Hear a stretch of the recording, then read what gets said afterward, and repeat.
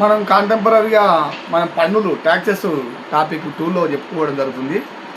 పన్నులు అంటే ఫస్ట్ మీకు పరిచయం చేస్తాం. ఆరేళ్ల కాలం నుండి ఇండియాలో బలి అనే ఒక పేరుతో పన్నుల వ్యవస్థ ఉంది. కౌటిల్య అర్థశాస్త్రం ప్రకారం పన్నుల వ్యవస్థ గురించి విస్తృతంగా తెలుపుకున్నది. ఇంట్రడక్షన్ ఇది. ఆర్థికవేత్తల ప్రకారం ప్రతిఫలను ఆశించకుండా ప్రభుత్వానికి చట్ట ప్రకారం చెల్లించే ద్రవ్యంను పన్ను అంటారు. అంటే మనం ఏం ప్రతిఫలం ఆశించాం, పన్ను కట్టినాం కదా అని.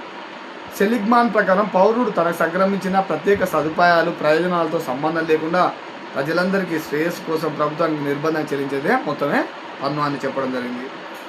క్విడ్ ప్రో క్యో సిద్ధాంతం వర్తించని లావాదేవీని పన్ను అంటారు. క్విడ్ ప్రో క్యో అనే లాటిన్ పదానికి సంథింగ్ ఫర్ సంథింగ్ అనగా ప్రతి ద్రవ్యలావాదేవీ వెనుక ప్రతిఫల అపేక్ష ఉంటుంది, కానీ పన్నులకు ప్రతిఫలాపేక్ష ఉండదు. అయితే భారత ప్రభుత్వం అభివృద్ధి, సమానత్వం, స్థిరత్వం అనే లక్ష్యాలతో పన్నుల విధింపు జరుగుతుంది. ప్రభుత్వానికి లభించే ప్రధాన ఆదాయ మార్గం పన్నులు. ఈ ప్రభుత్వానికి ఎక్కడి నుంచి వస్తాయి, అమౌంట్ ఎక్కడి నుంచి వస్తాయి అంటే పన్నుల ద్వారా వస్తుంది. బలమైన సమాజం, మెరుగైన సమాజం నిర్మించే పన్నుల వ్యవస్థ సహకరిస్తుందని కౌటిల్యుడు చెప్పుకోవడం జరిగింది. గొప్ప ఆర్థికవేత్త కౌటిల్యుడు ఎవరండి? పన్నులు ఆశయాలు, ప్రతి పన్నుకు సంబంధించిన దేనికైనా టాపిక్ ఆశయాలు ఉంటాయి.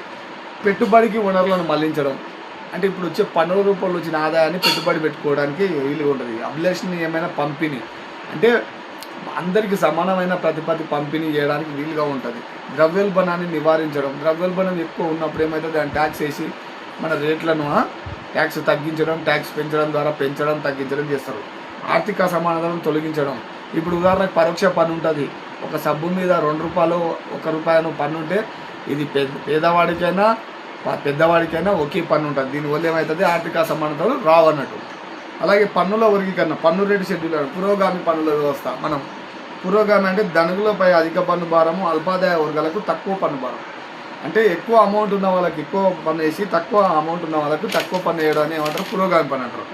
ఆదాయం పెరిగే కొలది పన్ను చెల్లింపు భారం పెరుగుతుంది. నీకు పైసలు ఎక్కువ ఉంటే ఏమవుతుంది, అమౌంట్ ఎక్కువ ఉంటుంది. సాంఘిక న్యాయం, సమసమాజ స్థాపన లక్ష్యాలతో ఈ విధమైన పన్నులు విధించబడతాయి. ఇండియాలో విధించే ప్రత్యక్ష పన్నులు పురోగామి విధానాన్ని అనుసరిస్తాయి. మనం ఉంటగా ఇన్కమ్ ట్యాక్స్ అంటాం. ఆదాయ పన్ను దేని ప్రకారం ఉంటుంది, పురోగామి పన్నులు వేస్తున్నాయి. అంటే ఎక్కువ ఆదాయం ఉన్న వాళ్ళు ఎక్కువ పన్ను కడతారు, తక్కువ ఆదాయం ఉన్న వాళ్ళు తక్కువ పన్ను కట్టడానికి అవకాశం ఉంటుంది. ఇంకోటి తిరోగామి పన్నుల వ్యవస్థ ఉంటుంది. ధనికులపై తక్కువ పన్ను భారం, ఆదాయం తగ్గే కొలది పన్ను చెల్లింపు భారం అధికమవుతాం. అంటే ఆదాయం పెరిగే కొలది పన్ను భారం తగ్గుతుంది. ఇది తిరోగామి.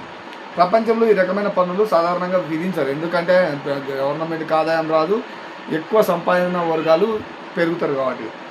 ప్రపంచంలో 1981 శ్రీమతి ఇందిరాగాంధీ గారు